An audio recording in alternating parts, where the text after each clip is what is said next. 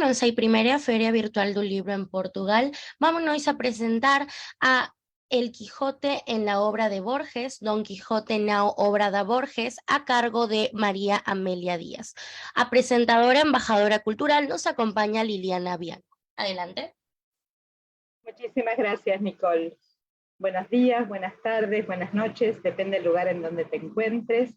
En primer lugar, voy a agradecer a los organizadores de la feria este espacio para poder compartir con ustedes esta ponencia tan interesante de María Amelia, y también el auspicio de Anca Ediciones. Bienvenida, María Amelia, ¿cómo estás? Buenas tardes, bueno, como dijiste vos, buenas tardes, buenos días, buenas noches. Gracias a vos, Liliana, a los organizadores de esta feria virtual, por permitirme este espacio para poder presentar este pequeño ensayo, que es parte de un ensayo mayor, ¿no? Por supuesto. Por supuesto. Tenemos poquito tiempo aquí.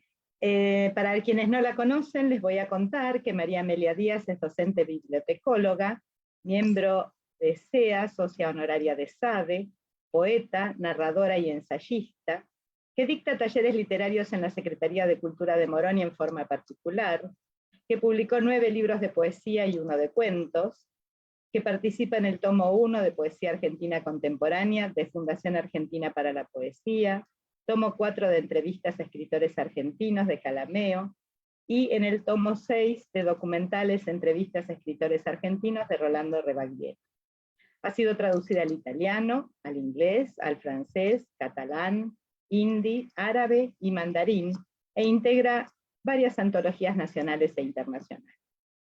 Editó la revista cultural Sofos y las antologías Poetas sobre Poetas 1, 2, 3 y 4, fue presidenta de SADE Oeste, coordina cafés literarios, miembro de la comisión organizadora Encuentro de Escritores de Morón, ha sido distinguida por su trayectoria por las secretarías culturales de los municipios de Morón e Ituzaingó en 1995 y 2014 respectivamente, y en el 2011 por la Asociación Latinoamericana de Poesía.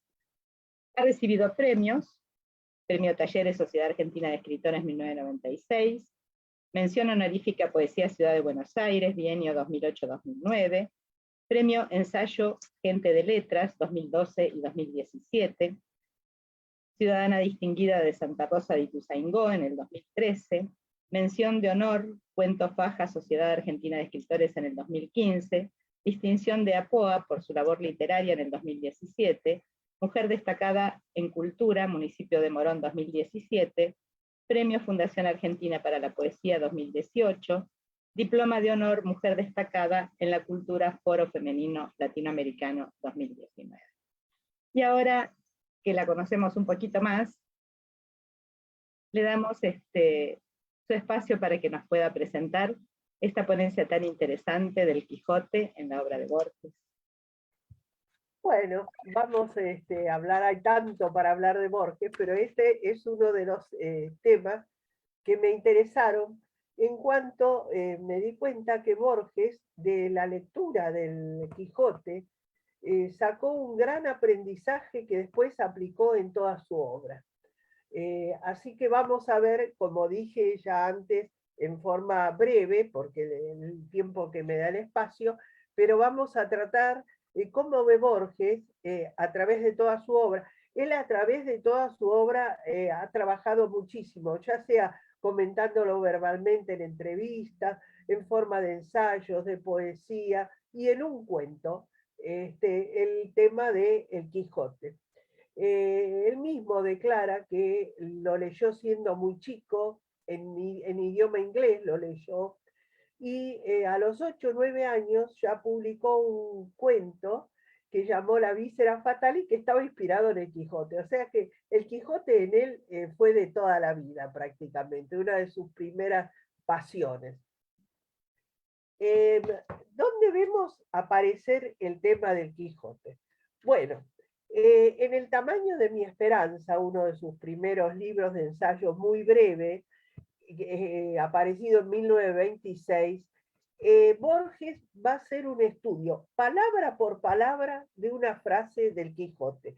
La frase es: algo que pronuncia Lotario en un soneto. Lotario es uno de los personajes que aparece en el Quijote y dice: en el silencio de la noche, cuando ocupa el dulce sueño a los mortales.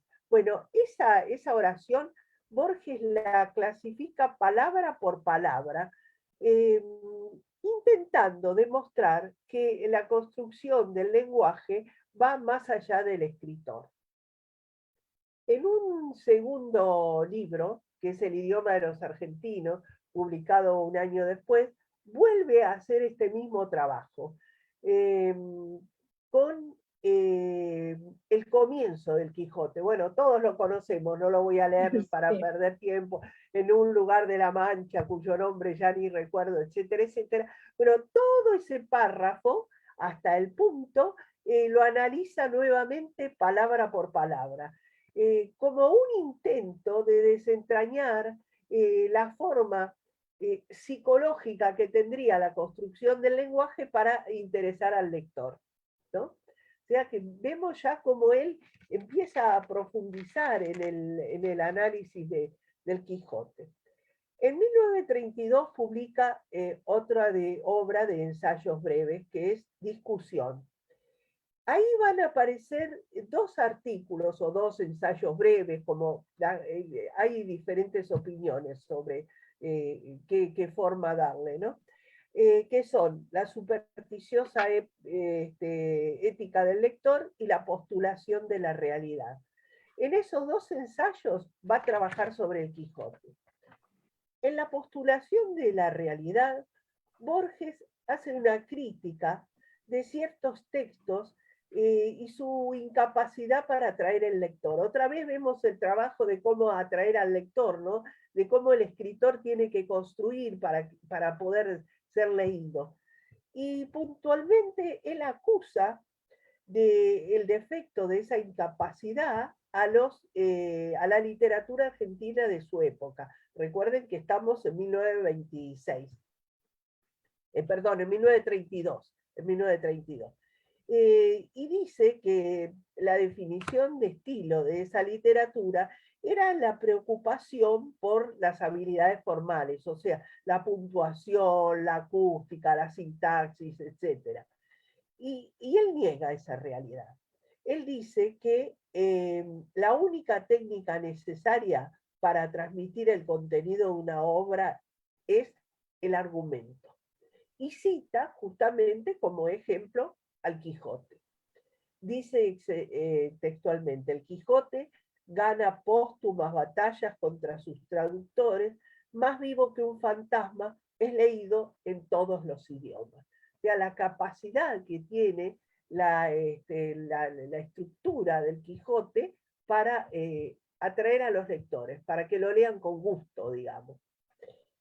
En el siguiente ensayo del mismo libro, recuerden que seguimos hablando de Discusión, que él titula La postulación de la realidad, desarrolla una defensa apasionada acá de los métodos de la prosa clásica, porque él a Cervantes lo sitúa junto con otros escritores como Swift, por ejemplo, dentro de la prosa clásica. Y hace una enumeración de las características que tiene la obra clásica para transmitir al lector. Dice: 1. Una notificación general de los hechos que importan, y pone como ejemplo un texto de Cervantes. Otra vez vuelve a citar a Lotario, esta vez lo cita en un párrafo donde Lotario trata de conquistar a Camila para que se rinda a sus encantos, y Borges lo cita textual en este texto para demostrar cómo los clásicos, sin tanta floritura, como dice él, logran transmitir la pasión al lector, ¿no? Entonces dice, como dije ya, una notificación general de los hechos. El punto 2 sería el desarrollo de una imaginación más compleja que la declarada al lector. O sea que mentalmente el escritor tiene que tener imaginado todo un texto mucho más amplio del que escribe. pero eso tiene que también saber transmitirlo al lector. O sea, esa escritura más concentrada le tiene que disparar al lector lo mismo que le dispara al escritor, ¿no? Yo agregaría, si me permitís, que además de darle importancia al argumento, Borges en su discurso se infiere que está la pasión del escritor al transmitir. Claro, Más que la forma, como vos dijiste, la claro, puntuación y el idioma florido, es sí, la pasión que impone el autor y que hace que subyugue de alguna manera al lector, ¿no es cierto? exactamente. Por eso él siempre, a través de toda su obra, habla de que Cervantes ha hecho esa obra con cariño, que era algo que le gustaba, que él estaba, se sentía como un amigo de sus personajes. Eso es lo que tiene que el lector, el escritor lograr conseguir transmitir en sus textos, ¿no? Y tercero sería la insinuación de largas proyecciones a través de la escritura de pormenores, pero los pormenores tienen que ser lacónicos. Recordemos que toda la obra de Borges es muy concentrada, no es una obra extensa, por eso que él no gustaba de las novelas, la única novela que le ha gustado es El Quijote, ¿no? Bueno, el tema lo vuelve a tratar más adelante, en 1944, en Ficciones. Y acaba a publicar un cuento, el famoso Pierre Menard, autor del Quijote, donde desarrolla toda una innovadora teoría de la lectura Borges. Borges ha sido pionero en muchas cosas. Esta es una. Pierre Menard, en 1944, el personaje central, como ya sabemos, es Pierre Menard, por supuesto, uno de sus tantos personajes inventados, ¿no? Un escritor oscuro que curiosamente se va a proponer llegar al Quijote a través de sus experiencias personales. Pero el Quijote que él quiere escribir no es otro Quijote, es el mismo Quijote. Bueno, acá el lector neófito realmente se siente descolocado. ¿Cómo voy a escribir un Quijote que sea el mismo Quijote? Bueno, justamente acá hay una teoría interesante escondida, que nos habla de que cuando leemos un texto, lo leemos a través de toda nuestra carga de vida, o sea, todo lo que hemos vivido. Entonces, nadie lo lee igual que el autor lo escribió. O sea, el autor pone el libro ahí y su obra pasa a ser, como dice Borges, patrimonio de la humanidad. Y cada uno que lo lee es como si volviera a reescribir el texto. Totalmente. Entonces, no solamente estaría condicionado el lector por su historia de vida personal, con que le va a dar más importancia a unas cosas y a otras no tanto, o se va a emocionar ante unas cosas, sino que también estaría marcado por la época en que lo lee y estaría marcado también por el lugar geográfico en que lo lee. O sea, cada uno tiene toda una concepción de vida diferente y lo lee de acuerdo a esa concepción, ¿no es cierto? Entonces, por más que todos leamos el mismo Quijote, cada uno va a leer su Quijote personal. Eso es lo que nos quiere decir Borges a través de este texto. Porque él dice exactamente, no quería componer otro Quijote, lo cual es fácil, no el Quijote, ¿no? Y más adelante dice, así Menard ha enriquecido el arte de la lectura mediante la técnica del anacronismo y de las atribuciones erróneas. O sea, las diferentes lecturas que uno le puede dar a un texto, ¿no? Este procedimiento él lo va a aplicar en su obra, porque en la obra de Borges, él va a escribir de la forma en que yo dije del artículo anterior, porque él dice que en cuanto a las florituras y toda la adjetivación y la cosa que pueda, el tiempo va limando todo eso. Y lo que queda es el contenido, el argumento, como vos decías, la pasión que el escritor transmitió en ese argumento, Eso es lo que va a quedar, dice él, a través del tiempo. Por eso que el Quijote ha sobrevivido a todas las épocas. Bueno, en Pierre Menard, en cuanto vamos a la construcción del cuento Pierre Menard, se emplean algunos elementos autobiográficos reconocibles, partes de una carta, enumeración de un archivo, citas de atribuciones erróneas que Menard declara emplear para su Quijote. Bueno, vuelve de esta manera Borges a crear un texto Quijote símbolo, que como el original va a trascender aún las malas traducciones del Quijote. Y también en este cuento podemos hablar de las traducciones. Otro de los temas, podemos deducir de este cuento, el tema de las traducciones, que es otro de los temas constantes en la obra borgiana. Para Borges, el traductor es a la vez lector y escritor, concentrando con su trabajo dos textos en uno, o sea que cada traductor volvería a recrear también, al igual que el lector.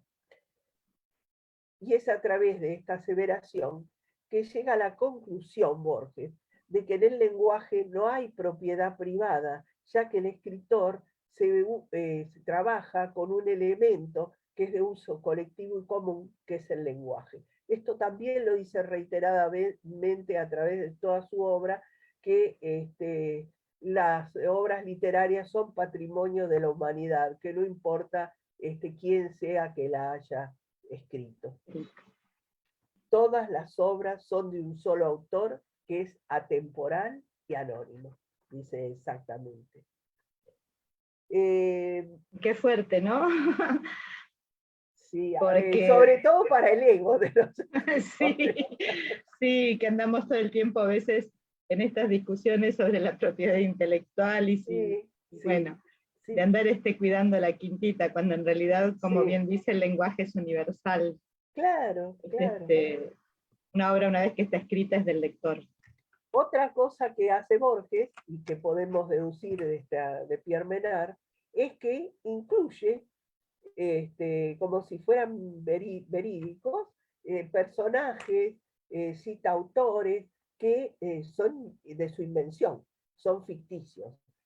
Muchas veces hay gente que me lo ha llegado a decir, que es como una burla erudita que hace, porque uno tiene que estar siempre cuando lea Borges con una enciclopedia, un diccionario Totalmente, al lado, realmente. totalmente. Para mí es la condición excelente que tiene porque te amplía, te abre la cabeza, ¿no? Pero hay gente que no le gusta este hecho de que fantasee con personajes irreales, como por ejemplo, yo me anoté aquí algunos, como, bueno, el mismo Pierre Menard, que es una invención de él, David Brodier en el informe Brodier, Carlos Argentino Danieri en el Aleph, o sea, y los mezcla muchas veces con personajes que son reales. Sí. Pero él mismo lo ha dicho también, que eso no importa, porque con el tiempo ambos pasan a ser sombras, ¿no? Tanto los personajes reales como los irreales, el tiempo los pule y quedan quizá como en el mismo plano, digamos, como puede ser el Quijote, que él mismo dice que va a sobrevivir, que se puede perder el libro de Quijote, pero el personaje de Quijote va a seguir sobreviviendo, ¿no? Bueno, ese es el concepto de él. En realidad no intenta hacer ninguna burla, sino está sustentando esa teoría suya, que también la declara en muchos lugares, de que con el tiempo, tanto lo que es ficticio como lo que existió en realidad, pasa a estar en un mismo plano. Y en el prólogo de este libro justamente hay un interesante diálogo entre él y Leopoldo Lugones, que está muerto. Y él lo va a visitar y hablan con Leopoldo Lugones, ¿no? Bueno, pasamos ahora a, como dije, Pierre Menard es la única obra de ficción que él hizo sobre el Quijote. Los demás son todos ensayos o poemas. Otro tema que aparece de nuevo sobre el Quijote es en otras inquisiciones, en el año 1952, bajo el título de Magias parciales del Quijote. Acá Borges trabaja con la teoría de que el Quijote es una obra realista, pero lo diferencia de la corriente del realismo, que es muy posterior, que es del siglo XIX, ¿no? Pero su planteo va mucho más allá del realismo, porque él dice que el realismo que emplea Cervantes contiene también lo sobrenatural, y dice que negar lo fantástico de la realidad sería negar lo maravilloso que hay de la vida. O sea que para ahí otra vez tenemos lo mismo del plano de lo real y lo irreal. Para Borges lo fantástico sería parte de la realidad, condicionando esa línea muy tenue, muy borrosa que hay entre realidad y lo que no es realidad, ¿no es cierto? Que nunca podemos llegar a concretar bien dónde está la línea divisoria. También Cervantes se complacería, agrega Borges, en confundir lo objetivo, que es el mundo del lector, y lo subjetivo, que es el mundo del libro. Y acá es otra de las cosas que va a aprender del Quijote y que él va a aplicar en su obra. Por ejemplo, en el texto del Quijote aparecen alusiones de Cervantes y los personajes de ficción juzgan al autor, o sea, los personajes juzgan a Cervantes. Y en este juego de extrañas ambigüedades, dice Borges, culmina en la segunda parte. Los protagonistas de la segunda parte del Quijote leyeron la primera parte y lo comentan, ¿no? Y cita otros textos similares que copiaron esto de Cervantes. Bueno, él también lo va a copiar y lo va a aplicar a su obra. Y dice algo que a mí me maravilló. ¿Por qué nos inquieta que Don Quijote sea lector de Quijote? Creo haber dado con la causa. Tales invenciones sugieren que si los caracteres de una ficción pueden ser lectores, nosotros, sus lectores, podemos ser ficticios. Totalmente. Bueno, cosas que se le ocurren a la mente de Borges, ¿no? Que va mucho más allá que el común de las personas. En El Hacedor, en 1960, vuelve a trabajar, ahí acaso me apareció un cartelito, ahí está, vuelve a trabajar sobre el tema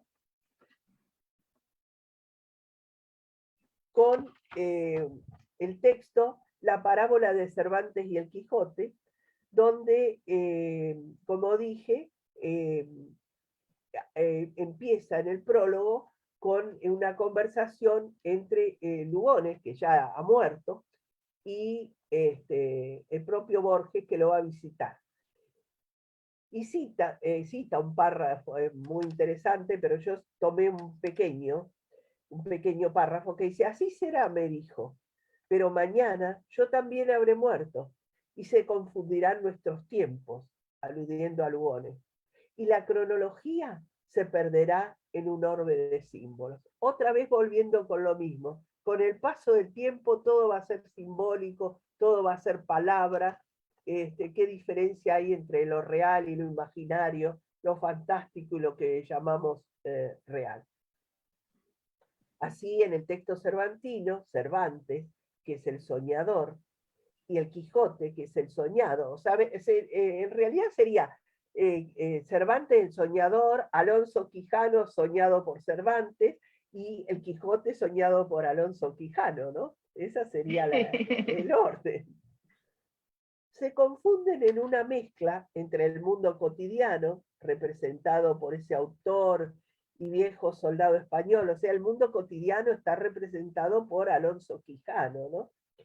Y ese viejo caballero, que es creación justamente de Cervantes, y el hombre crédulo que busca proeza y la búsqueda de aventuras caballerescas, que sería Don Quijote.